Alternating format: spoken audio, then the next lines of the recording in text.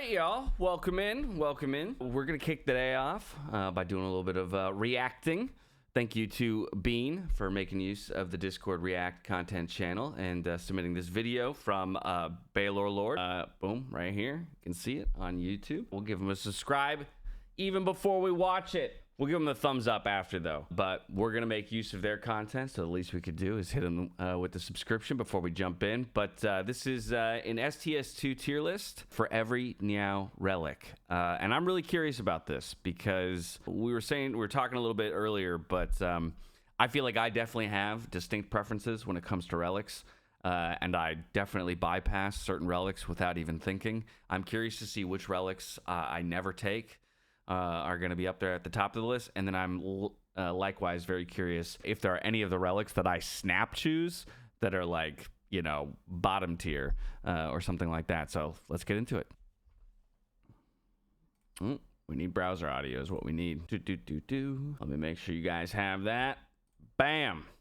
False start. Here we go. Niao bonuses, all of the blessings that you can get from Niao at the beginning of the game in Slay the Spire as the version 0.108 patch is the version that this is being based upon. I'm going to be ranking all the relics in one of these tiers here, going from always amazing at the top. This is for relics that are basically going to be great no matter the circumstances every time you see them. That doesn't mean they're necessarily the one that you should pick. You might have to choose between multiple relics in this tier, and it might be that something in a lower tier is better because of the particular circumstances. Actually, something to talk about before we get into ranking these is that Niao relics, in fact, all ancient relics in Slay the Spire 2 are going to be map dependent. You are allowed to look at the map before you make a choice of which relic you're going to get, and that should shape what you're picking. I would agree. For the Niao tier list, for the Niao relics specifically, what you're generally thinking about are how many elites am I going to fight in Act 1? And how much preparation do I need for that first elite? You know, are you going to get a rest site before the first elite? Is there an early shop that you can use to spend cash before that first elite? And kind of how many total rest sites are you going to get? These are important questions to ask yourself. One of the big things that you're worried about in Act 1 is sort of managing your health, making sure you have enough health to keep taking fights so that you can get rewards and build a deck in the deck building video game.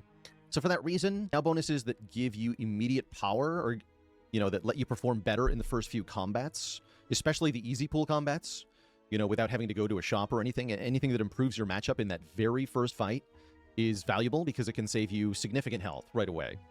Anyway, another breakdown of the tier. Always good is for relics that are always solid, but not quite as amazing. Okay, so, I mean, it would be impossible to cover for all these things, but he's stipulating basically that we're going to make a tier list, but there are a whole bunch of things that you would want to consider that could ultimately affect the choice you're making in an actual game. So, okay, addendums, asterisks, all understood. Let's get into it. Is the top tier. This is like your S tier. Always good is your A tier. Our middle tier is going to be map dependent. This is for ones that so have some potential to them, and they can be very strong Niao bonuses. But only if the map generation is cooperative or perhaps uncooperative. So some of the bonuses might be dependent on you having a bad layout in order to save you from the bad layout. And others are only strong if you have a good layout that can take advantage of their strengths. We'll talk about this one by one. Inconsistent is for Niao bonuses that can be good. All of the bonuses they're all bonuses, right? They can all be helpful in certain ways. None of them are always bad, but some of them are sometimes bad, and that's where the inconsistent tier is going to be. Okay. And then almost never is for the Niao bonuses that ones that are bad, but that he doesn't want to say are weak bad overall, to the point where you almost always have a better choice. Doesn't mean you should never click on them. But you should probably almost never click on them because, well, again, one of the other choices is likely to be better. Yeah. So with that all said, let's start ranking the options that you can get at the very start of the game. Starting, I guess we're going to go with these alphabetically here, is the current way that I have this. So here's what I think we should do now, is basically we should just say what we think about the relic and where we would place it before he reveals where he would place it. And we'll see if our thinking lines up. I mean, Arcane Scroll, upon pickup, obtain a random rare card and to add to your deck. Love this. This is an always amazing for me. There's one or two other relics that I would take over this, like if I was presented both of them. But in large part, this is one of my favorites, in part because I like to gamble a little bit. But I think rare cards They have a lot of value. I always prefer Hefty Tablet. Exactly. There you go. Yeah. Hefty Tablet is one that I would take over this as well. But I would put them both in always amazing. I think rare cards, they're rare for a reason, right? So they pack a lot of power. There's only a few rare cards that are truly hard to play and maybe not worth it early in the game. So I think in a lot of cases, the rare card that you're getting is playable early on. And then the other thing that it does is it gives you immediate direction for your deck. And I think it actually can simplify things. If I get a card that does X thing and it's of rare value, then I should probably just build around that. And it makes it very easy and simple for you to kind of play going forward. And then on top of that, your first elite fight, you're going into it with at least one rare card. All right, let's see what he has to say, though. And we're going to be doing Arcane Scroll, which says, upon pickup, put a random rare card into your deck. You don't get to choose from 3, you just get a random rare. You cannot say no once you click on this. It is in the deck whether you like it or not. This one's definitely class dependent. Actually, speaking of the map dependency of Now bonuses and Ancient Relics, they are also class dependent, depending on what character you're playing. And we could, in fact, make separate tier lists for every single character, for every Ancient Relic, but that's a lot of ranking. Maybe we'll do that later. Why not? That's 5 more videos of content. I'm trying to create a consolidated tier list. So I'll talk about the ones that are kind of different per character where I can. And this is one of those. I think Arcane Scroll is on average better on Silent, and I think Clad and Silent have pretty good rare pools. Regent hates this, and I think Necrobinder also kind of hates this. The problem with the Arcane Scroll is the chance of bricking. You can get a rare card that doesn't help you immediately because it's maybe a 3-cost power, or a card that duplicates another card, like Transfigure on Necrobinder, like Nightmare on Silent. Or it could be a card that requires you to have some existing synergy in order to do anything, like Accelerant on Silent. Gives you more poison damage, but the starting deck on Silent has no poison, and so if you get Accelerant, then you effectively just have a curse in the deck until you find a poison card. And so that, for me, makes Arcane Scroll very inconsistent. Wow, he puts it all the way down and inconsistent. I don't think it is often something that I'm wanting to pick on Ascension 10 anyway, because of that risk of breaking. Getting a good rare, like an After Image at the start, or an Offering at the start, or a Big Bang at the start on Regent, those are amazing. And when those happen, they feel great. You know, if you click Arcane Scroll and you get a good rare relic, awesome. But is it going to happen every time? No. No, it's not. With 25 rare cards per character, the random rare is indeed quite inconsistent. Domain, I was with you, Greg, that he was going to put it in always good. I know you said rare cards are rare for a reason, but there really are a lot of rare cards that aren't good. I don't know if I agree with that. I think there are a few rare cards that just aren't good. I think most rare cards are good. I think you go from there are a few that aren't good to there are a fair number that are unplayable early, right? Which, again, if we're talking about Now Relics and being effective early, that feeds into like his argument where you have a decent number of rares that ultimately they're going to hinder you for a period of time before they come online. But I would still argue that a large majority of rares are pretty good. You took a region out, it'd go up a tier or 2. Yeah, I mean, but see, this is the problem. It's like, okay, yeah, I mean, I guess I'll have to start factoring in like the class and map dependency into the rankings overall, because that probably would bump it down to, for me, always good or map dependent. Or I don't really like map dependent here. If then we're also taking class into account, we should just have like S, A, B, C, whatever. Either way, I understand. Let's see where he goes next. It's not a very good floor 1 card. So I wouldn't really be happy with a floor 1 domain on Necrobinder. That's one way around the downside of the Arcane Scroll. Yes, you can save and quit and then pick a different yeah bonus if you don't like what you get. That is allowed by the game engine, but I wouldn't be pulling that off on stream, definitely. It's funny. I like that. Okay, next up is the Booming Conch. Yes, I believe that's the correct pronunciation. Conch, the type of shell inhabited by a mollusk At the start of League Combats, draw 2 additional cards and gain an energy.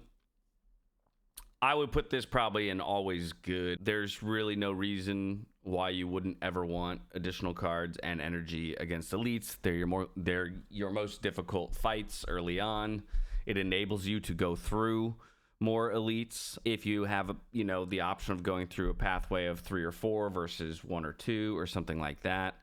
Map dependent, yeah, see, this is where you could start to argue, okay, map dependent, because if I just don't have more than 2 elites in a pathway, then maybe I don't need the Booming Conch, right? I'm not going to get a lot of value out of it. Over the course of the entire run, you should get a fair amount of value of it because you should be targeting at least a certain number of elites. So again, if you want to expand the thinking here while you take this as a Now Relic, you do have it throughout the entirety, you know, of the game. For me, it's somewhere between always good and map dependent, because again, I think you should be aiming for the maximum number of elites that you think you can take without dying, and this allows you to take on even more elites. But also, yeah, if I saw that Act 1 didn't have a pathway with more than 2 elites, then maybe I wouldn't take this. So I guess in the end, I'm leaning more on map dependent because there are maps that would encourage me to not take it and take something else, I guess would be the way I would go. And that also seems to align with the way that he's thinking about things already. So let's see if we've locked in on it. Cards and gain 1 additional energy. This is somewhat dependent on how many elites you plan on fighting in Act 1. Taking this can allow you to fight more, which I like a lot. I find that if I take Booming Conch, I can more frequently get away with 3 elite acts or sometimes even 4 elite acts. Only works for bonuses where you make a choice after choosing them. Oh, okay, so you can't save and quit the Arcane Scroll. Interesting. You can start a new run, however. That is allowed. That is allowed. Anyhow, with the Conch, I find this very, very useful consistently. Every run of Slay the Spire 2 is going to fight 1 or more elites. I guess you could technically do a special run where you don't fight any, but generally speaking, if you're trying to win and you're trying to win on Ascension 10, you're going to be fighting quite a few elites, trying to get relics and get stronger. The Booming Conch makes that easier, and it's quite nice. This one's in the always good tier for me. I think it's very consistently useful and powerful. So our gut, he went with where our gut was, and then we talked ourselves into map but it is quite strong. Cursed Pearl gives you a Greed Curse. This very much seems 1.25 speed. It's at 1.1. We increased it just a little bit. It's a 41-minute video. We're going to be pausing and reacting to it. So we're saving ourselves just a little bit of time. 33 gold. That's a lot of money. The large amount of money, the 250 gold Niao bonus from the first game, from Slay the Spire 1, was one of the best. And that came with a random downside. This gives you an unremovable curse, but gives you even more money, 333 gold. And the way I like to look at the Cursed Pearl is that... Oh, before he says, yeah. Cursed Pearl, in my opinion, is always amazing as long as there's a shop. So again, like this is where you could make an argument that everything is map dependent, which is why I don't really like it as a tier. Because like, well, my entire first half of my act doesn't have a shop, and now I'm just playing with, you know, a curse in my deck for, you know, for however long. You could also argue that, yeah, certain characters will make better use of it than others. But I personally think 330 gold is an incredible, like, and having just a single curse for it is really not that much to pay, or that heavy of a price to pay. The idea that immediately lets you then cut a card at the first shop with however much gold you might have picked up from the first few fights, because usually your first shop is going to come like on floor 3, sometimes as early as floor 2, but you get a couple extra fights on top of all of this, right? So you're getting like a relic, a card removal, or a colorless card as well, or something that really enables. So I would probably put this in always good, and maybe even creeping into always amazing for me. I think you could argue always amazing. You could just load up on potions. Like a shop is going to have, if you're a versatile player, every shop is going, especially that early, is gonna have stuff that makes you significantly stronger, and you can essentially pick up a relic then of your choosing and get rid of a card. I would put this, I'm probably gonna put this always good. I put this always good. Let's see where he's at. You can use 100 gold to remove a starter card, and then you have 233 gold. I would put it like top end of always good, just creeping in, maybe just creeping into always amazing. Relic. So I typically think of Cursed Pearl as transform one of your starting cards into a curse and get a relic of your choosing, which is very good. This is dependent, of course, on whether you can get to a shop early. If you have to fight a hard pool combat before you can spend the money at a shop, then Cursed Pearl is not always amazing. So it's more in-map dependent here. But the reason that it's so good is that money, unlike, card rewards or potions or things, is always useful because you have discretion over what you spend it on. Exactly. And discretionary spending means you can pick and choose something that you know you're going to get value out of, whether it's a card or a potion or a relic, typically relics. It's one of the best things to buy. Mm-hmm. And again, just being able to choose what relic your starting bonus is out of 3 choices at the first shop is very powerful. And you can always choose not to spend the money and then find another shop and spend it there. And yes, there is almost always a shop in the first 3 tiles. I don't think that's a hard limit. I've definitely seen Act 1s where there is no early shop. And if that's what you see on the map, then don't click on this. But if there's an early shop, again, before the 4th combat, before that hard pool combat in Act 1. We're locked in. If you go into the hard pool combat with unspent money and a curse in your deck, you could really suffer. So strongly recommend only if you can get to a shop in the first 3 combats. Next up is going to be the fishing rod. Oh, this one's cool. Fishing rod. This one's quite class dependent, in my opinion. With some practice now. Okay, I'm not sure if he was going to read them out every time. So every 3 normal combats, upgrade a random card in your deck. I love this one conceptually. In practice, I think it's not very good. Wish it was good.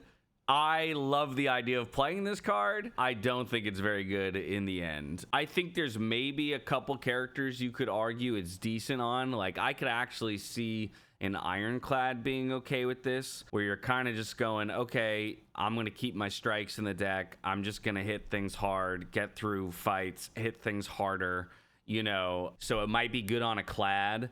But outside of that, I think the problem with Fishing Rod is that if you're playing it in Act 1, the cards that you're upgrading are your basic deck cards. If there was a way you could get it to target just slightly, like the card rewards, the things that you're getting, the things that you're actually trying to build a deck around, it would be way better. Yeah, it feels like a worse Crucible is a good way to think about it, because I'm upgrading a basic card essentially every time. While yes, I am also getting a card reward that could then the next time be upgraded. At least with Silver Crucible, again, I have discretion. I get presented 3 things, and I get to choose between them. So in my opinion, Fishing Rod is either inconsistent or like the never. You could maybe put it in inconsistent if we're saying like, hey, on Clad it would be decent, but on everybody else it's not. But I have it maybe in F tier or this D tier inconsistent, in my opinion. I feel like this is really good on Iron. It says random, so it can upgrade. Yes, you are correct. It can upgrade rares, but let's remember, it's every 3 combats, and then you're rolling 1 out of every card that you have. And then also, when you get to campfires, you usually upgrade the things you want to upgrade anyway. So the things that you're rolling in a pool, all right, if my opening deck is 10 cards, and then I add 1 rare, right? Or I guess by the time I do 3 fights, I'll have added 2 cards, because you won't have the 3rd card in there, right? It's at the end of the fight it upgrades. So I'll have added 2 cards. So it'll be my basic deck plus 2. So I'll have a 12-card deck, and one of those is going to randomly upgrade. What do we think it's going to be? Yeah, if it hits the rare, no, we're in the money, man. We're in the money, but we're rolling 1 out of 12 chances on that. And it's only, but yeah, I'm just saying it's only normal combats, but usually your first 3 fights are normal combats, right? And then yeah, after that, it's also not proccing off of elites, so you need to target normal combats, which also makes you lose health. So I like, the more we talk about it, the more F tier I go, as if I wasn't already F tier. But that's right. Again, conceptually, I love it. I wish this relic was good. I want to play this relic all the time. I tried it a bunch when they came out with it. I don't think it's very good. Kind of bad on like Necrobinder, kind of bad on Silence, but I really like it on Ironclad. The Fishing Rod is definitely for me more map dependent. Wow, he's even going to give it map dependent? That's kind. So I'm going to put that in the map dependent tier. And I say map dependent because it's a bonus per the number of combats that you can get. The idea with Fishing Rod is that you take a lot of regular combats. This not only gives you, of course, random upgrades from the Fishing Rod, but it gives you what it actually does. For every 3 fights you take, you get a random upgrade. So the idea with the Fishing Rod is that you take a lot of regular combats, you get random upgrades, plus the card rewards, plus the money, plus the potions, and that all collectively is worth a lot, enough to take on like less elites. In my experience, you want to fight a little bit fewer elites with Fishing Rod. Take a path that has a lot of regular combats with a couple of fires sprinkled in there, so that you can rest up in between all those fights to heal off any damage you've taken. And then even if you're not upgrading your cards at the rest sites, because you're getting the random upgrades, you'll still get a bunch of good stuff. It's very likely that this hits starting cards, especially initially. You're very likely to upgrade a strike or defend. Yeah. But that can still add up to value for your character. But I mean, if the map doesn't even... He's not wrong there, right? at the end of the day, you almost always end the game with still a few of your starter cards in your deck. And so the argument could be made, well, the ones that get upgraded are the ones you hold on to, and then you start cutting the other ones as you hit shops, and now you upgrade more. But again, he did bring up the point. It's like, well, in order to get more normal combats, you have to forego elite combats, which means you're foregoing relics. So I don't know, for me, I'd still have it down here in these bottom 2 tiers. I think he's being kind with the map dependent tier. And offer you a good path with a bunch of regular combats in Act 1, then I don't like it. You definitely want to get at least 6 regular fights in Act 1, ideally 9 if you can. Jeez, yeah, 9 to get the third upgrade before the boss. Next up, Golden Pearl. You just get $150. That's pretty. Yeah, I would put this in always good. I mean, it's similar logic to Cursed Pearl, right? It's just gold. Gold is discretionary. I get to spend it on the things that I want to spend it on. I don't have to take a curse for it. So, I mean, the argument here is the curse worth 183 gold, which is the additional gold that you're getting. And I would just say that, like, the Cursed Pearl kind of guarantees that I can afford any of the relics in the first shop, because sometimes relics could be like 300, depending on which relic it is. It could be a little pricey.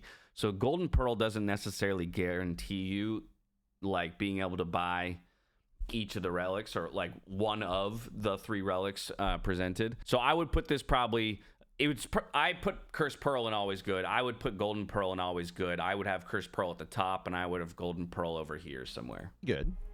Money is nice. For all the same reasons as Cursed Pearl, this is good. It's just like less magnitude good, but you don't get a downside. So I could honestly rank it alongside. I think I'm going to rank it 1 tier lower in the always good category. It's great. It does give you enough money for a relic, but it's not as much total money. I didn't like the money upgrades initially, so when Spire 2 initially launched, the second or relic third prices floor, were higher in the shops. There will be relics that'll be outside and I think your these starting bonuses were balanced around that, but then the price of relics came down. Let me think about that. You start with 99, right? So 99. Actually, maybe after 2 fights and the gold rewards, every relic. I think there might still be 1 or 2 to more comparable to the first game, and so they're a lot more purchasable with these starting bonuses, which made them a lot better. Let's rank the Hefty Tablet. Pickup, we don't even need the S tier. S tier. Nothing more needs to be said about Hefty Tablet. Upon pickup, choose 1 of 3 rare cards to add to your deck and add 1 injury to your deck. S tier, S tier, S plus tier, every single time. This one, Leafy Poultice.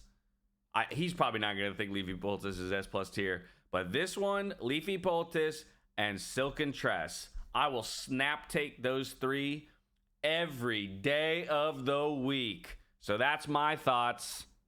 Let's see what he has to say. It is a better Arcane Scroll for sure. It was 1 of 3 rare cards to add to our deck and add an injury. This is another way to get a rare card at the start. This one is also kind of character dependent. This can well be worth it on Silent or Clad. Oh, he's going character. But in general, I don't like it. This is definitely inconsistent here. For all the problems with the Arcane Scroll, you're less likely to get a bad rare card, but you are still potentially going to get a bad rare card, and then you also have a curse on top of that, which is really quite a lot of suffering. If you don't take a card with immediate value in the easy pool combats with Hefty Tablet, you're really going to suffer in the first fights. Like, if you pick, let's say, a Bullet Time from Hefty Tablet or a Nightmare or something, yeah, well, don't pick and you have an injury, then something as simple as the Nibbit fight or the Sea Punk fight can suddenly be taking double-digit damage. You have 3 options. From don't your health pick pool the 3 right cost option and the second fight that does might not go much nothing better for you. So you can end up in a really bad situation really quickly. If and I think is a bad example because at worst, Bullet Time just makes that is a card that improves your outcome in the opening fights. Like you still so play that's why it's an inconsistent here for me. Let's rank the Kaleidoscope. This one's very interesting. But Kaleidoscope says, upon pickup, obtain 2 card rewards from the other characters. Okay, yeah. Upon pickup, obtain 2 card rewards from other characters. For me, this is inconsistent. Well, for me, it's never. I never take this, but I think it would probably be inconsistent. Again, just the idea that it's card rewards from other characters. There's very little control. You have a tiny bit of agency, but it's only agency after they're presented to you. If it told me, you know, I got to branch and choose maybe which character they came from or something, then it's becoming more reasonable. But yeah, I find this card to be way too inconsistent to play because you're just hoping beyond all hope for pretty low odds that you get something that combos well with the character that you're playing. And this one's really tricky to rank. So after some review, multicolored card rewards are worse than regular card rewards is definitely where it landed. So these are below the value of 1 card reward. However, you do get 2 of them. Two card rewards at the same time is valuable. So for that reason, I do like the Kaleidoscope. Something important to note is that you don't have to take both card rewards. You can just look for one good card to add. One common card that does like 12 damage or blocks for a lot, blocks for 8 or more. And that can really improve your opening combats. So part of what makes Kaleidoscope good is just being able to do a lot better in the first couple of fights, and therefore start to be able to, as we say, snowball, and just have lots of resources. You know, preserve your health, preserve your potions, and then start collecting relics from elite fights. It is possible to get rares from the Kaleidoscope. Yeah. And the fun factor is definitely here. The fun factor on Kaleidoscope is significant, allowing you to get unique cross. Now, he's a little inconsistent in his reasoning here, though, because now he's talking about RNG as a favorable thing. Like he's talking about the possibility of getting rares. So, well, yeah, you could get possibility of getting rares, but you could also get any of those really bad rares that you were talking about earlier. So there's a little bit of inconsistency here, but combinations that you might not have been otherwise able to assemble and creating unique runs. And that does give it some big value for me. I think I ultimately rank it in always good. It's possible for both card rewards to whiff, but it's really rare. And again, just having card rewards before the first combat is like you're rarely gonna between it's 2 of them. If it's right, 2 card rewards is 6 total cards. So when you're presented 6 total cards, the chances that something in those 6 cards is better than what's in your starting deck is very high. I do recognize that. So in that regard, yes, it will always just, but that goes back to the argument of every single one of these is ultimately a bonus anyway. You know, like they are technically, they're relics. They're supposed to benefit you in the end run. Only 1 card reward, that is inconsistent. But because you get 2 of them, it is significantly better. You just need 1 of 6 cards to Large be useful. capsule. I understand that. He's talked me into it. What'll be interesting is we never take that. So that's an example of one of the relics that I never take that. I basically, if I see that, it's usually in the first line. If I see that, I go, oh, well, we're not taking that, so we're choosing between the next 2. So maybe we should try this a few times. And he's kind of talked me into it a little bit, and I'll be curious to see if our early fights, like, we might not get a card that is like an insane combo, late game carry card, but we might get a card that just makes our first 3 combats a lot easier, and therefore makes the first elite easier, and maybe we really like this in the end.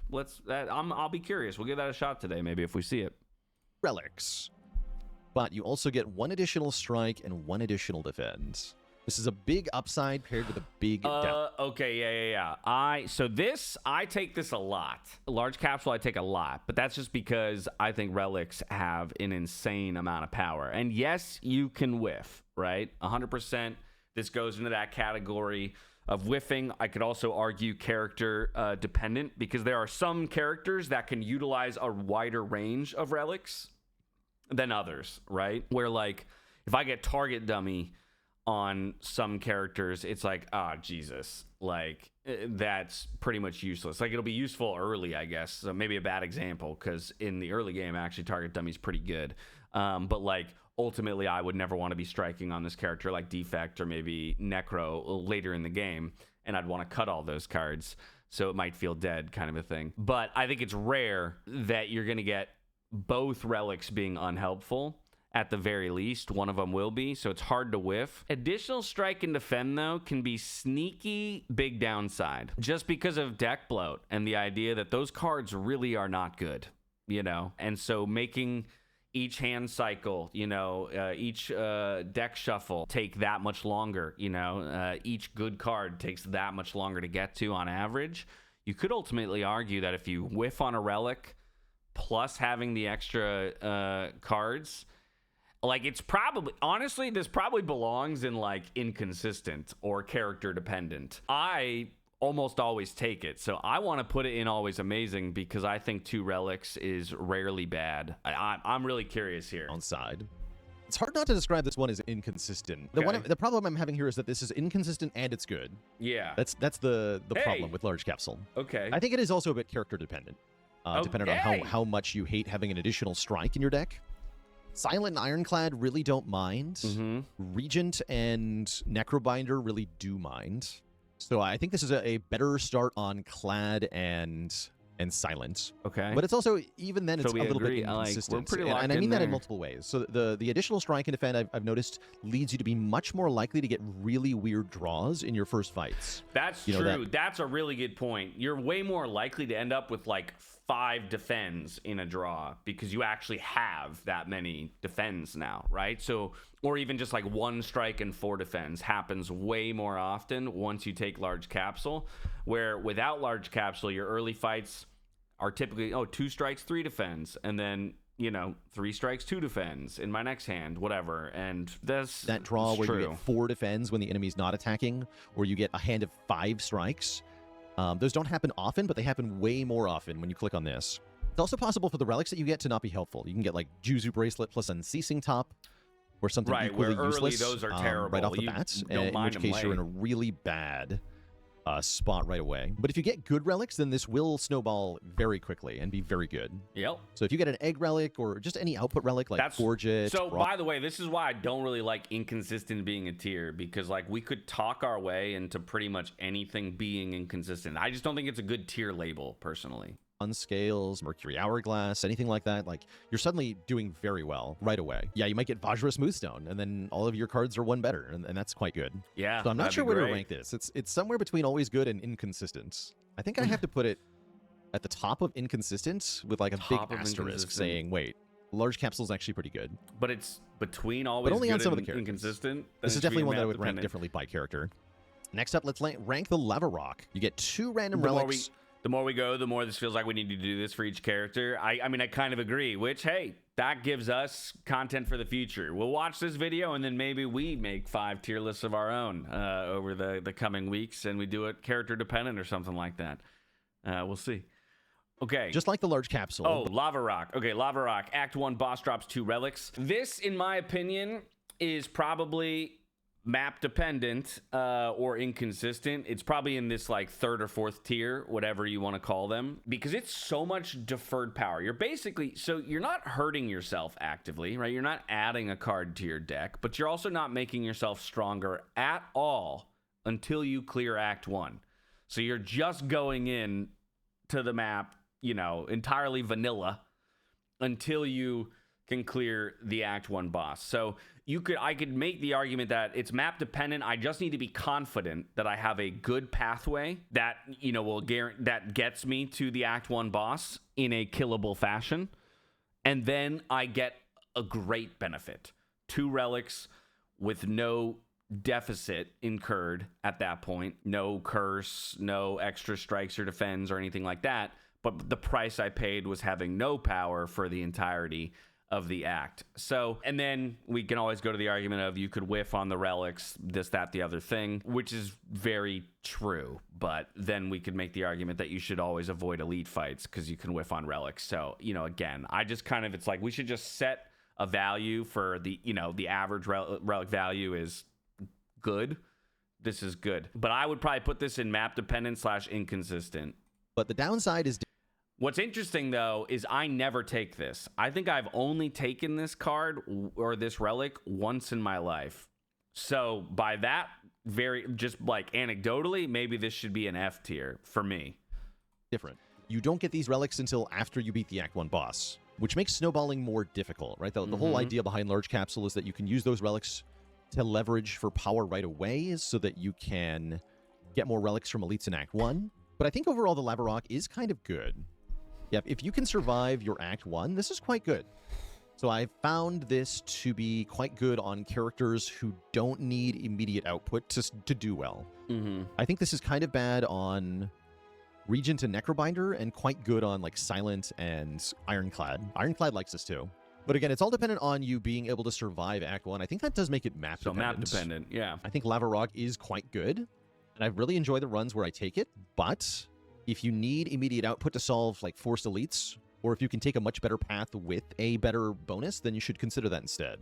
But I've had a couple really good runs where I simply play defensively in Act 1, go for like 2 elites, character, rested a bunch of rest sites, don't push too hard, and then at the start of Act 2, I felt really strong because I still had a lot of relics. Yeah, so, yeah, I'll put it in map dependent. We were but aligned I think you could even argue for always good on Lava Rock, but it's only good if you get out of Act 1. So is that always? Maybe not. What is always good, in my opinion, is the lead paperweight. Oh, lead paperweight. Upon pickup, choose one of 2 colorless cards to add to your deck. Okay, this is interesting because, I mean, I know we just heard him say it's always good. And I, like, intellectually know that this is good. I don't know if I've ever taken this. Like, I bet you he's going to put it in, like, always amazing or maybe top of always good. And that's probably where, like, I intellectually would just put this in always good. I never take it. I don't know why. Don't know if it's because I, as a person and as a player, kind of like to just play the characters to their themes, which largely means you play within their class of cards. That doesn't mean, like, colorless cards are usually better than class cards, right? However, they might not do anything to actually, like, combo with whatever you're building. But they're still just generically good cards, which is why I would assume that this is always amazing or always good. I just never take it because I want to find, you know, the accelerants and poison combo and just pop off, you know, within that specific archetype. And so I think this is more just like a hang up for me as a player. But I think this is actually a pretty good. Upon pickup, choose a colorless card to add to your deck. The 1 of 2 makes it a little inconsistent, but I found that almost all of the colorless cards 1 of 2 is like you could. I mean, it's 50. You just need one of them to hit. Where almost any character really appreciates them. Yeah. Oh, he's gonna put it always good. Never seen a bad card from this. We've seen some recently, where I had to take like production, which I wasn't that happy with. But yeah, some of the really good hits off this are like Splash, Fisticuffs, Discovery, Fisticuffs, I'm sure Ultimate Strike, Ultimate Omni Defend, Slash or whatever. Flash of Slice, Steel, rather. Thrumming Hatchet can be very nice. Thrumming Hatchet would be great. Equilibrium, Fasten, Omni Slice, Dramatic Entrance, Dark Shackles, Panic Button, Shockwave. These are all uncommon colorless cards. Yep. I believe it is possible to get a rare colorless card from this, but it's very rare that you see one. Yeah, probably. Pretty sure it's possible, though. So you can get Hand of Greed, but it's really unlikely. Got automation. We had an automation run recently too. That was also like a kind of a low roll. Thinking Ahead is in the pool. Thinking Ahead's one of the less good ones. There's really not that. Makes perfect sense. I'm not Purity surprised can also at all. be a It's just one of those. Rare, but it's only I ever just going to be don't beat take down. it. Yeah. Yeah, I would say the colorless rares are not even that good. Like Anointed, you could see, and you'd be like, "Oh crap, this garbage is here." I don't want Anointed in my deck on floor 1. That's terrible. Purity would at least be okay in like Overgrowth Act 1, where you could use it to deal with the Purity, the Wiggler curse. That would be one though that I'm like, cards. come on. Anyway, and yeah, this can also give you multiplayer cards in multiplayer. But I'd say the chance of bricking lead paperweight is so low that it's going in the always good tier overall. Yeah, that's Next up, the Leafy Poultice. Leafy Poultice. S+, S+, S+, S+. I don't even know what needs to be said. I'm transforming one of my strikes and one of my defense. This one I actually just think is an extremely, extremely good relic, right? We've talked so much throughout all of these about how bad your base deck cards are, right? Your traditional strikes and defends are not good. You're going to spend a lot of your gold at shops removing them. You're going to look for ways to transform them, exhaust them from your deck. However you can get them out of your deck, it's generally a good thing to do in STS2. So this is offering you a way to get a strike and defend out of your deck. And the punishment for it of losing 12 max HP, when you're playing on Ascension 10, you're already starting without that HP. So all it's doing is lowering the max to be like, whatever, it's like a few above. And yes, that'll hurt you later in the sense that if you rest at a rest site, it's only healing a percentage of your max, and so you'll heal for less. It's, again, if this is the negative effect, it's not actually affecting me at the beginning of the game. Like, it's not hurting your chances to snowball or to get through Act 1 because you would have been starting with that much health anyway. So personally, I think Leafy Poultice is increíble. Transform 1 strike and 1 defend and lose 12 max health. 12 is a lot of max health to lose. However, transforming 2 cards is ridiculous. Despite the huge max health loss, I think this is consistently one of the best starting relics. Let's go! For any character. Yeah, this is going into the always amazing tier. In fact, it's going above Cursed Pearl here. That's exactly where it belongs. Probably the best. That's got the starts. Part of the reason that this is so good is that while you lose a lot of max health, if you're playing on Ascension 10, and that was effectively like empty max health, you start at reduced health. 20% of your health is missing at the start of the run. And so you don't actually lose any current hit points by taking the Leafy Poultice, which is not the same for the Precarious Shears, which we'll be talking about soon. Oh, and that means the downside of Leafy Poultice isn't felt until you start having to rest. But if you have 2 transform starting cards, odds are you don't have to rest. Yeah, Greg, everybody knows that's what another reason this goes into Always Amazing is that, again, depending on exactly what you transformed into, it's likely your starting combats are going to go a lot better. Yep. So this can give you hit point savings starting on floor 1. Yeah, overall, very good. I think on every character. Dude, word for word. Let's talk Lost Coffer. Lost Coffer. Card award and a get a potion. Okay. Upon pickup, gain 1 card reward and procure 1 potion. I would probably put this in always good. I don't know if I've ever taken this Meow Relic, but I think this is pretty much always good. Because again, I mean, you can brick, right, in 1 of 3, but that's pretty unlikely that one of those 3 from your class rewards isn't going to be better than like your basic deck and make your initial combats just a little bit easier. And you have a potion, right? So potion out the gate, whether or not that's being held for your first elite to make that easier. And yes, again, there are better potions and worse potions, but in large part, there's no potion that actively hurts you. So to me, this is probably always good, maybe like on the bottom end of it. I wouldn't be surprised if he actually puts it always amazing, like, because it just is flatly positive effects. I can't remember if I've ever clicked on this. Lost Coffer. That's interesting. See, but like you said, like I've never clicked on it. I've never played it. But like you just look at it and you go, yeah, that's good. That's solid. But I just wonder if it's like I always feel like there's something, even if there's something that's riskier that has more upside. And so I'm not afraid of the risk. Is fine, is what it is. You get a potion, you get a card reward. That's a good start to a run. It's funny, I suppose. It's funny seeing you talk about it and knowing where he's going to put it. That's great. Okay, I'm glad that that's kind of because that was kind of our ideas. I'm going to talk about it first and then see where he puts it, which I think is kind of fun. It's better than inconsistent, but it's mediocre. Yeah, I think that's by definition almost never. Like I have almost never clicked on this, and therefore I think it might be almost never tier. Wow, and he's going to put it almost never tier. Video, but he just admitted that it's like flatly good. But it is because the other options are almost always better. So if Lost Coffer's up against other inconsistent choices, then I could see it. I don't know if it's possible to generate like Lost Coffer, Large Capsule, Arcane Scroll or something. Yeah, I don't know either. Yeah, actually, usually there's a better option. That's just a really interesting little tidbit there of like, does anybody know exactly how the logic of the ancient relics generate? Because I feel like I've seen that they're in those slots. Like I've never seen certain relics generate in the 3rd row, you know, like it's like there's 3 pools and it's just rolling a random one from each pool. But I don't know if that's true. That's just what it feels like in my brain from what I've seen. But I wonder, yeah, there are different pools. Okay, because yeah, he seems to not know either. And I feel like that's why it ends up at the very bottom here. All the way on the bottom for Lost Coffer. That's brutal for Lost Coffer. In the almost never tier, not because it's bad, but because other stuff is usually better.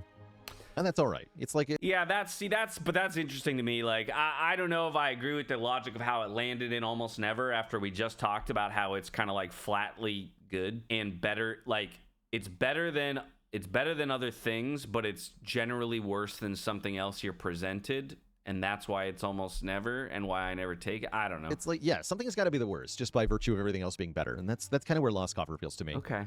I think that there's not going to be. I think there might be another relic alongside it. Because would he, if he was offered Arcane Scroll, Hefty Tablet, and Lost Coffer, would he take one of these over it? Right? If he's putting it in, that's what I would then be curious. Is like, okay, take 2 of your inconsistent tier and that almost never. Would you take? Which one would you take?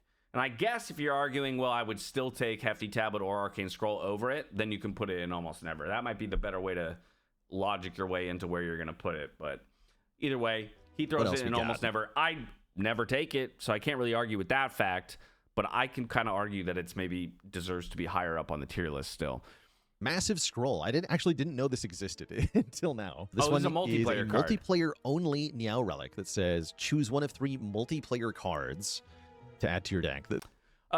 Okay, yeah, this I don't care that much about ranking because it's a multiplayer card. It's 1 of 3. So it's not as nice as some other options, but you don't get any negative pickup. Multiplayer cards are generally pretty good. That's why they're in there, to enable multiplayer things. So this honestly is probably an always good, and probably better the more people you're playing with, right? So if you're playing in a 4-person multiplayer versus a 2-person multiplayer, it's probably even better. So this is probably always good, but in all honesty, since this is it's definitely a multiplayer, big I on don't the think we fun care that value. much. So you get multicolored cards, or rather you get multiplayer cards right from the get-go, which you can use with your friends to either build around or just have fun. Yeah, with the latest batch of new multiplayer cards that got added in the beta branch, I guess this is probably even better. Yeah. Is this probably always pretty amazing? damn good. I think we put it in always good. All right, there we go. I don't have We're enough perfectly experience to know aligned. how ridiculous it is, but it's definitely very fun. So it's top tier for fun. Oh. Next up is Niao's Okay. Bones. You get 2 Niao relics and a random curse. All right, Niao's Bones, 2 random relics, and a random curse. I mean, just compare that to like large capsule, right? You get 2 random relics, but you get a strike and defend. So how do we compare a strike and a defend to a random curse? I mean, the random curse can really suck. We could end up getting a debt that's like, and no shop option for a while. And now all of a sudden we're bleeding money that we don't want to be bleeding. Or the one that makes us lose health based on the number of cards we still have in our hand, right? There's like a number of curses that can really punish you early if you get them.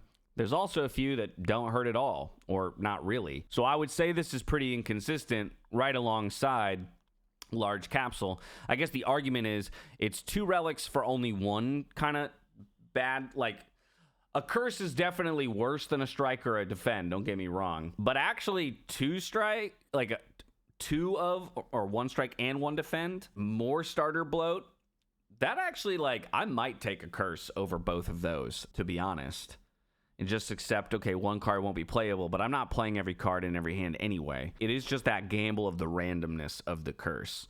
If it was like 2 random relics and an injury, or even an eternal curse, but that just didn't punish me necessarily, then this is actually, I think, pretty damn good. I probably put Niao's slightly above. Nah, it's probably an inconsistent. It's right around large capsule for me, I think.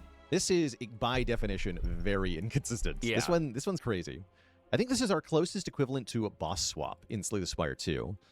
A boss swap? Where you take it, it's a high-risk, high-reward gamble. And, I mean, it's literally got dice on the image. It is, by definition, a gamble. You get an additional boon from Niao, which could be anything.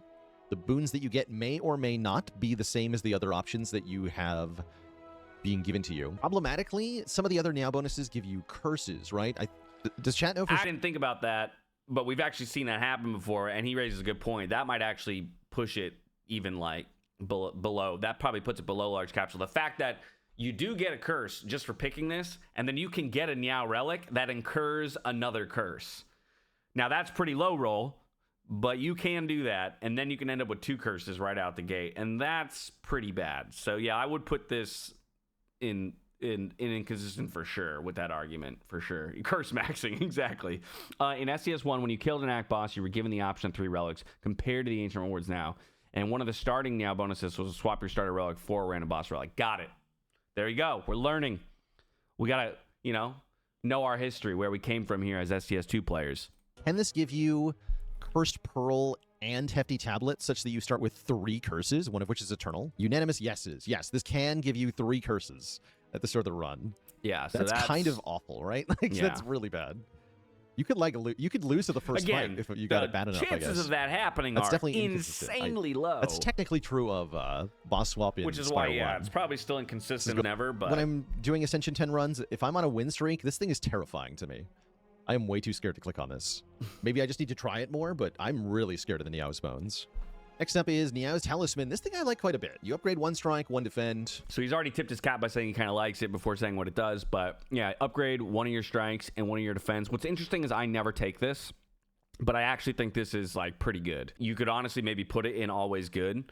It's definitely not inconsistent, right? Because it's so set what you're gaining. You're just, okay, my strike goes from 6 damage to 9 damage, and my defend goes from 5 to 8, right? But what this does, while it doesn't do anything fancy or anything fun, it makes your early Act 1 fights so much easier and increases the likelihood that you're exiting those early, easy Act 1 fights, your first 3 fights or so, without losing health or with losing very little health, right? Because how many times do you have to go one round further because you didn't have the damage to kill, or do you take a little damage because it's going to deal 12 and you only have 2 defends, so you're going to defend 10, right? So I never take this, funnily enough. I don't think I've ever actually clicked on this relic, but I think it's always good because it's ultimately just going to make the progression through Act 1 a lot smoother. The likelihood that you're exiting combats 1 round earlier or with losing 1, 2, or 3 less health because of that extra defend means now maybe you can take on 1 more elite, or you're going into the boss fight with more consistency and more health or something like that. So I would probably put this on the bottom end of always good, even though I've never taken it before. There's nothing wrong with that. This hits all the good factors, right? It always gives you a bonus that you can appreciate. It improves your opening combats, helps you snowball. No randomness. No randomness. Yeah, exactly. It doesn't matter. It's boring. It's by definition good. Yeah. Because it gives you a static amount of improvement. Yep. Boring. It is boring. You just on average doing more damage, right? Like literally, if you just charted your average your first combats, you're gonna hit that strike once or twice per combat, which means each time you hit it, you're doing 3 more damage than you would have done in a world without that strike. And each time you draw that defend, you're gonna, and it just has tremendous consistency and early game value, but it's boring. It's an important thing to recognize. Boring but deceptively good is well said. Yeah, it's just solid. I really like this when I've got a tough path to take down. This is actually, this is an example of a relic that maybe we should take more often when we are on a stack win streak, right? Like I'm trying to, so what if we just kind of taking a quick, I know we still have plenty of video to go, but taking a quick pause here, like Niao's Talisman, something we never take, we should consider taking more, and perhaps situationally, where like we are on 3 of 5 of a stack and we want to have a very consistent start, we go with something like this. And then maybe the same argument could be made for Kaleidoscope and Paperweight, 2 things that we never really take, but ultimately, like it's hard to imagine a world where you completely brick these. You're not getting a curse, so you're going to get something that makes it a little bit more useful and makes your Act 1 more consistent. Maybe we should try taking these more often. Is those upgrades, again, help you save health in the first 3 combats, big time, and then help you take on the elites as well. Yeah, so for me, this is not in Lost Coffer tier, but I could see this, I could see putting this in the same tier as Lost Coffer. But yeah, upgraded starting cards are good. You're likely to keep at least 1 strike for the whole run, so you just make it that upgrade. But I hate that. See, he just said he would consider putting this and Lost Coffer together, and this was my problem with putting Lost Coffer down here, because you made all the arguments for why this is just a flatly good card. It does nothing but benefit you. Like, this should be up here, even though you almost never take it. It's strike. Your strikes can get better if you get something like Soup from Tezcatara. Yeah, boring but strong. Also strong, I think, is Niao's Torment. This one is more classic. Okay, so, yeah, upon pickup, add 1 Niao's for your deck. I never take this. I personally don't. I want to hear him explain it, because I don't really think about... I don't know why it doesn't appeal to me. Maybe it's the art on the card. This never appeals to me. I never take it. I don't even really remember what Niao's Fury does now that I'm trying to think of it. I think it does like 10 damage and maybe something does something else. So honestly, I'm going to be more of a passenger on this one. I'm just curious what he has to say, and maybe he'll unlock how to play it for us. Dependent. You get the Niao's Fury card added to the deck. It does 10 damage, and then you return 2 cards from the discard pile to your hand. Okay, I was right about the 10 damage.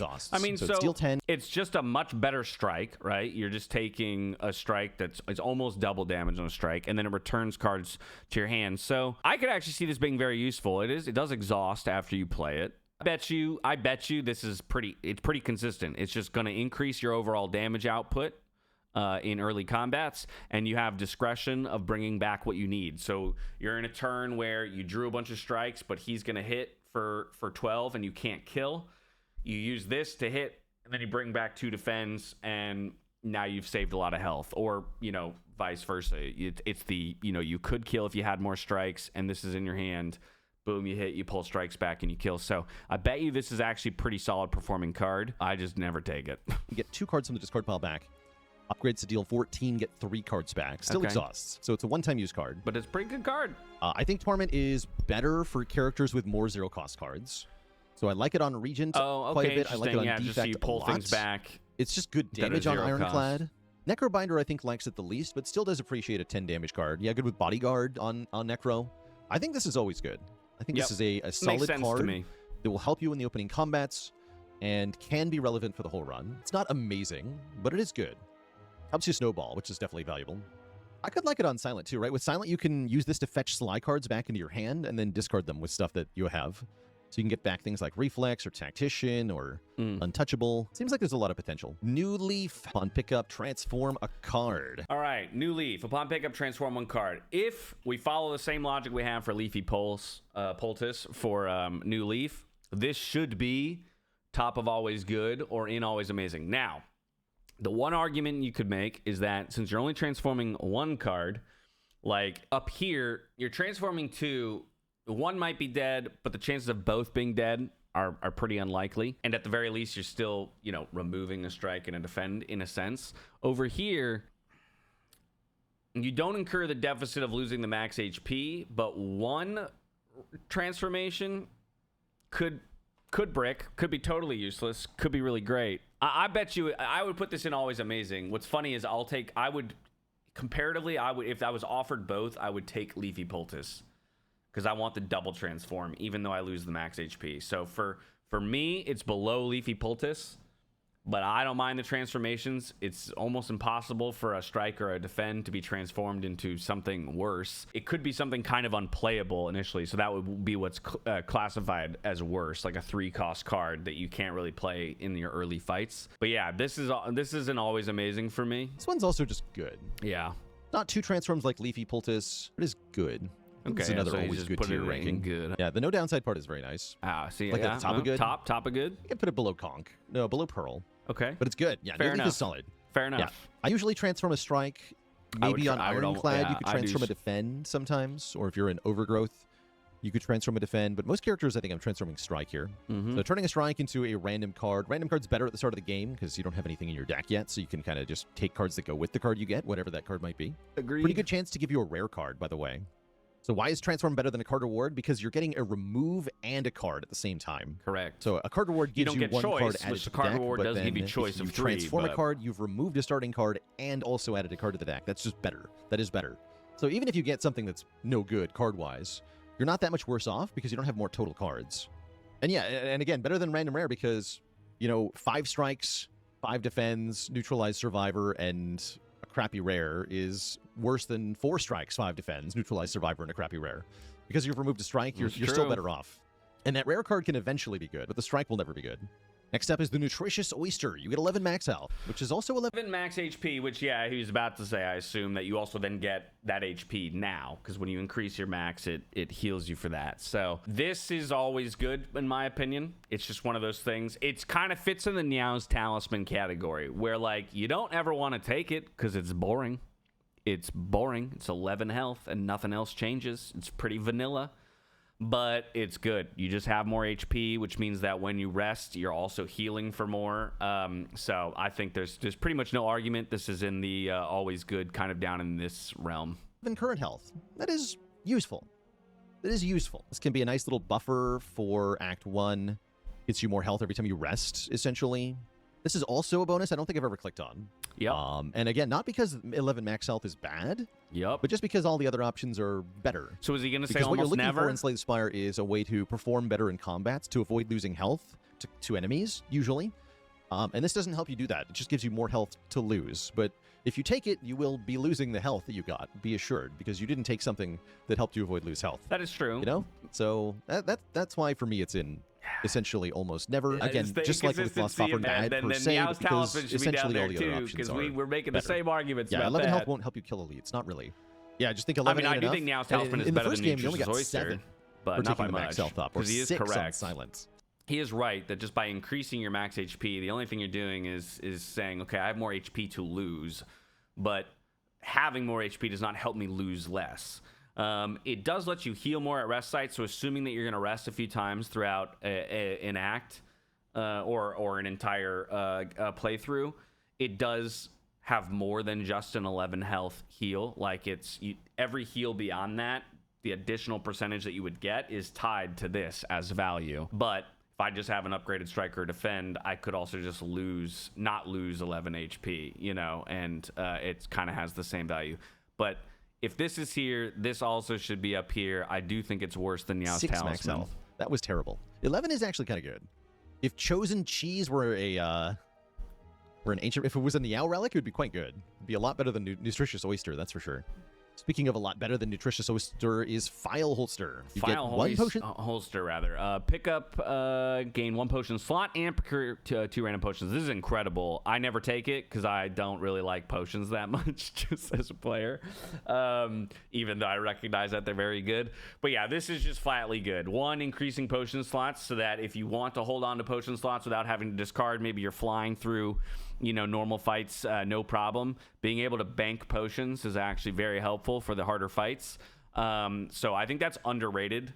I underrate the value of having extra potion slots, but then obviously just getting 2 random potions, again, they're always going to be useful, and they have the potential of being very useful. So yeah, for me, this isn't always good, but again, kind of boring. Slot relic. 2 random potions.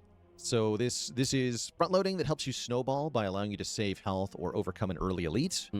And the permanent potion slot is so valuable, allowing you to take more reserved power into your end boss fights or have a reserve built up. Which I think that's a little learning bit for us as a player, is like, I still don't probably value potions highly enough, and the idea of extra potion slots, and maybe saying, hey, we've died on Act 3 bosses a few times that if maybe we took an extra potion in, we wouldn't have died. You know, like how many runs have we lost maybe to not valuing potions? We should consider that a little bit more.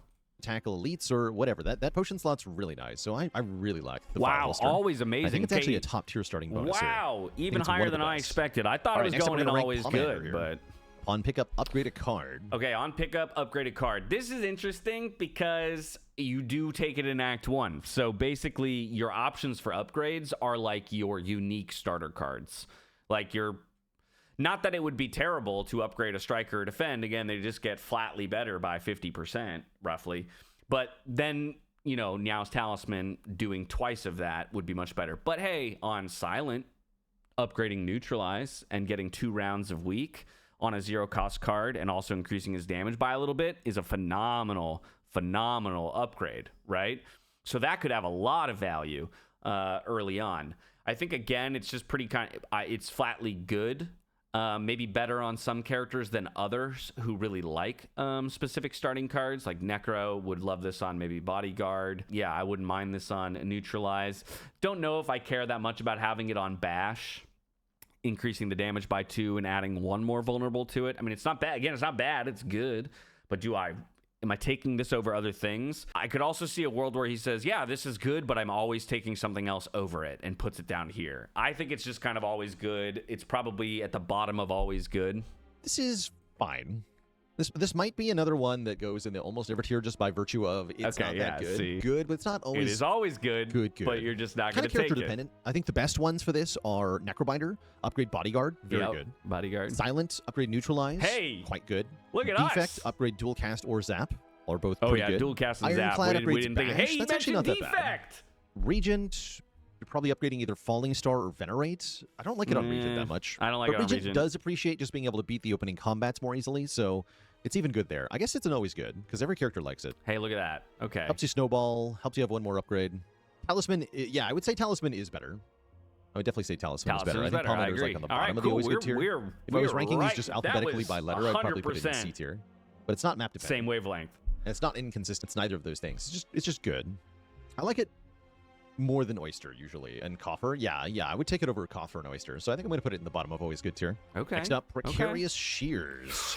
Upon pickup, remove 2 cards from the deck and lose 16 hit points. Okay, yeah, 2 cards and lose 16. I don't like it. Removing 2 cards has so much value, but losing 16 HP when you're on Ascension 10 and you've already started with less HP, it feels like if I have a map where I can do like 3 fights, a shop, an event, a fire, and then an elite, okay, maybe I'll take this, right? Because I know I can heal before the elite. I know I can get through 3 normal fights pretty, easily with 40-something health, because that's about how much health you're going to have, is like 40-something once you take this. But like going into an elite fight without a heal following even just 3 normal combats is very scary, or maybe 4 normal combats, very scary. So I think this is a very good card, but I do think to a degree it's map dependent. So I wonder if it's going to end up here. But the value of removing 2 starter cards is actually huge. You're cycling quicker, even to just your couple of unique cards. Again, like that Neutralize is coming around more often. That Survivor that, blocks for more is coming around a little bit more often. The Bodyguard is coming around a little bit more often, or something like that. 16 on health is a lot to lose. Yeah, it's a lot to lose. However, remove 2 is a very strong bonus, generally. Another character-dependent one. I think Defect loves this. Defect loves this. Necrobinder can also be... This is also better on lower Ascensions than it is on higher Ascension. If you're playing below Ascension 10, get rid of 1 strike, 1 defend, if you're not starting with less health at the start of the run, then this is quite solid. Okay, but because you're losing 6, you'll be in trouble pretty quickly. I think that makes this a map-dependent one. I'd probably put it at the top of the map-dependent tier. Nice. Just because this is dependent on... I do agree. Your ability to get back into a comfortable situation with your health, right? You have to be able to get the health back, or you have to be able to navigate the challenges of early Act 1 without losing any hit points. And that's quite hard on both fronts. But if you have a more gentle path where it can be hard to get strong in the traditional way, then Precarious Shears can be very good. Yeah, a good choice on Defect or in Underdogs. On Defect, interesting. Or both, right? Defect, Underdogs, I think it's quite good there. That. But yeah, I think removes in general are very strong for some of the characters, especially with the High Ascension increased removal price. It's a very valuable thing. Next up, Precise Skizzers. Upon pickup, remove a card from your deck. Okay, so this, in my opinion, is better than Precarious Shears. This is one of those examples. This is an example where the negative effect, or the lack of negative effect here, I think increases its value by quite a lot, right? Because in comparing them, yeah, I get one more card removal, but it's costing... So basically, I'm getting the extra card removal for 16 HP, for the cost of 16 HP, which is a very high cost. Whereas I could just get this for no health loss. So I think Precise Scissors is up in the always good category, while Precarious Scissors is in the map dependent. This is another just good. Yeah. In the... I would actually probably put it in inconsistent, because while you do get some choice, and again, what you're going to be offered is pretty much always going to be better than, the starting cards in your deck. The fact that it's 2 packs means, like, within that pack, you could have things that don't work together, right? You could have things that kind of want to do 2 different things. So I think the opportunity to whiff here is actually a little bit higher, or just to get things that kind of make your deck muddy and messy. So I would put this in inconsistent, I think. So Scroll Boxes gives you 2 commons and 1 uncommon packed together. The problem with this for me, you get 3 cards right away. This can definitely improve your outcome in early fights. The problem is that almost always 1 out of those 3 cards is going to be redundant or bad or something. Yeah, yep. Very rarely do you want all 3 cards that you're offered as a package deal. That definitely puts us down in either almost never or inconsistent for me. I could see... Yeah. I mean, I'd probably put it in I definitely don't click never, on Scroll Boxes essentially ever. I've not liked it very much when I've picked it. Because I don't think I take it ever, yeah. There is the possibility on Defect of getting 3 claws, which is fun. So the fun factor is there if you're playing on Defect. Fun. But only Defect can get the 3 of a kind pack. Yeah, I'm going to put it down in inconsistent. Okay. Silken Tress. Another character-dependent one, I think. Silken Tress. Silken Tress. S fucking plus, right behind Leafy Poultice for me. It probably isn't that in actuality, but I love this so very much. It is a risk. It's the risk factor. You can just hit the absolute, S tier card with glam on top of it. You can also be offered 3 things that are blah. The good news is, though, again, like any card, 1 card out of 3 in your first card reward is going to be decent. It's better than what you start with. And the fact that it plays twice, like even if it was a strike that had replay on it, right? That's 12 damage. And it's going to be better than that, right? It could be a cold snap. Okay, it does 12 damage, but also gives me 2 frost orbs the first time I play it. So again, I think this just generally makes you fairly strong early. But you do have to lose your 99 gold. And so I wonder how he's going to value the gold loss, because I think that's something I don't care about, but he might say is a bigger deal. Costs you all your gold, so you lose 99 gold, but then all of the cards in the first card reward have Glam. Glam is a very strong enchantment. Glam says the first time you play this card, play it twice. And Glam is kind of cracked. This initially didn't cost all your gold, and it was the best starting bonus. Okay, yeah. If now that it costs all your money, it's not the best starting bonus, but it is really good. And I think even a bad card with Glam is still a good card. Yeah, we recently had a run where we low rolled this on Necro, and we had to take Poke, 0 cost, deal 6 damage, and it was still pretty good. 0 cost, 6 damage. The first time you played it deals 12. Good. So that sounds to me like Silicon Tress is very good. Okay, yeah. I think the best characters for this are characters that have access to higher cost cards. So Necrobinder and Ironclad and Regent in particular like this, but anybody can get a good card with Silken Tress, and even, like I said, even a bad card with Glam is quite good. Of course, this is really good on any card that either says Exhaust or is a power, as those cards can only be played one time. True. And so now you're doubling the one time you play that card, which is just amazing. So like replay Tremble on Clad, normally not a very good card, but it could be quite good with Glam. Any power with replay is so good usually. Replay Blade Dance is pretty funny. Replay many options. Replay Molten Fist is pretty cool. Yeah. The options are endless. And again, I think that the chance to brick is so low. Because you get the bonus after the first combat, this can also really help you snowball very well. A Glam card is better than an upgraded card. And you can upgrade the Glam card to get double value out of the upgrade, which is very powerful. So you get one really strong card, which helps you really get going Come on, it should be right higher away. than that. So this is going in always amazing. I'm going to put it above the Pearl, actually. Below Poultice. Yes! I think Poultice is the overall best, probably. All right, just a few more left. Silver Crucible. Silver Crucible is also S tier. It's S tier, it's S tier, it's S tier, in my opinion. I would actually put this right above Cursed Pearl as well. I like Silver Crucible a lot. I mean, first 3 card rewards being upgraded, so you're going to have 9 total upgraded cards that you get to choose from. I just think it has tremendous value. You still get a lot of choice. Again, the possibility of bricking, quote unquote, or whiffing really hard is there, but it's so minuscule.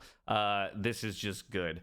The first treasure chest being empty, again, I wonder how much he's going to care about that. I used to value I'm valuing relics less over time than I used to. I used to want just like a bajillion relics to have 2 rows of relics. They are important, but I think I'm starting to value them less, that I don't care so much that, okay, well, I'm going to miss 1 relic for this. This is one that I like a lot. Okay. Your first 3 cards are upgraded. First 3 card rewards, in my opinion, are upgraded.